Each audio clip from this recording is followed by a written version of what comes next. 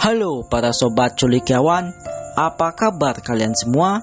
Apakah otong kalian sehat-sehat saja? Kembali lagi bersama Mimin di sini. Kali ini Mimin akan menceritakan alur cerita film yang dibuat oleh Mimin sendiri tentunya. Film ini menceritakan tentang seorang ibu-ibu muda yang berprofesi sebagai karyawan tetap di sebuah perusahaan. Dia bernama Mako Oda. Dia memiliki seorang suami yang bekerja di sebuah kedai kecil, di mana dia sebagai bartender di kedai itu. Oke, sebelum lanjut, jangan lupa kendorkan celana dalam Anda, siapkan tisu di samping Anda, dan mari kita lanjut ke alur ceritanya. Gaskan!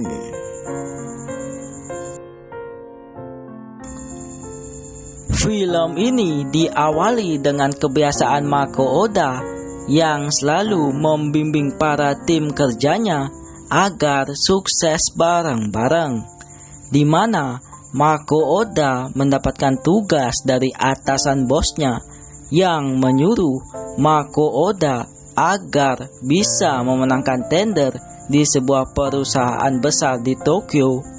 Jika Mako Oda berhasil memenangkan tender itu, dia dan para tim kerjanya akan mendapatkan kenaikan jabatan, di mana Mako Oda akan dinaikkan menjadi manajer di perusahaan ini, yang membuat Mako Oda bersemangat dan bekerja lebih giat lagi untuk mendapatkan kunci kesuksesannya.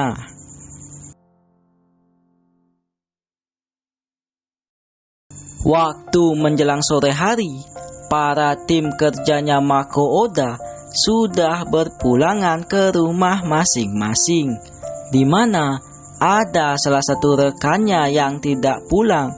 Dia bernama Nako-chan. Kemudian Mako Oda bertanya kepada Nako-chan, "Kenapa kamu tidak ikut pulang, Nako?" Nako-chan menjawab, "Saya tidak punya istri maupun pacar. Kenapa saya harus juga ikut pulang? Dan saya juga anak yatim piatu."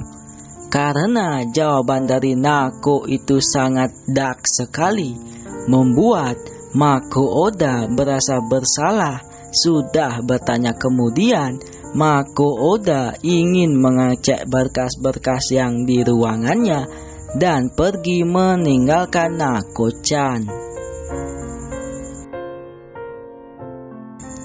Setelah Mako Oda pergi, terdengar suara deringan handphone, di mana Mako Oda meninggalkan handphonenya dan Nako-chan yang merasa risih terhadap suara deringan handphone itu. Kemudian dia kepo siapa yang sudah menelpon Mako Oda sampai 15 kali panggilan. Langsung saja Nako-chan mengambil handphonenya Mako Oda dan melihat list log panggilannya. Ternyata suaminya Mako Oda yang menelponnya, yang membuat Nako-chan harus sedikit capek untuk memberikan handphonenya Mako Oda ke ruang kerjanya.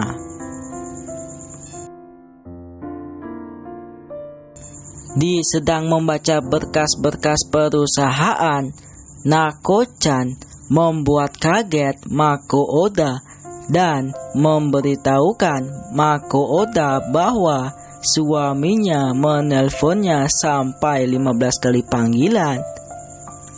Kemudian Mako Oda mengambil handphonenya di tangan Nako-chan dan mengucapkan terima kasih kepada Nako-chan. Scene berlanjut.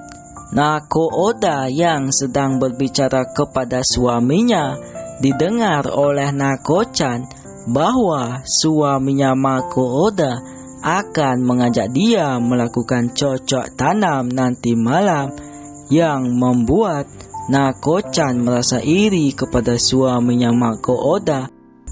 Keesokan harinya, Mako Oda berasa lelah sekali sampai-sampai bangun kesiangan, dan untungnya baru dia bangun, suaminya sudah ada di depannya, yang membuat Mako Oda berasa malu kepada suaminya sebab Mako Oda tidak bisa memasakkan sarapan pagi untuk suaminya karena dia sudah terlambat untuk pergi ke kantornya.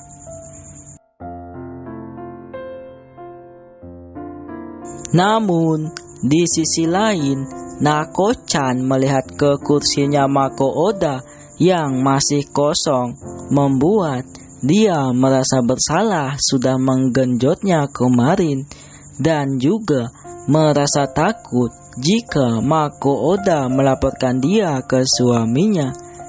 Selang beberapa menit kemudian, datang Mako Oda dengan tampilan yang berbeda dari sebelumnya, di mana Mako Oda memakai kacamata yang besar dan rambut yang terurai, yang membuat Nako-chan dan para tim kerjanya merasa terkesima dengan kecantikan dan keseksian Mako Oda. Kemudian, karena sudah menahan rasa sakne yang berlebihan, Nako-chan sampai-sampai menyelinap masuk ke rumah Mako Oda dan mengintip salah satu kamar. Ternyata suaminya Mako Oda sedang lagi sibuk-sibuknya. Oleh karena itu, Nako-chan bersembunyi dan menunggu momentum.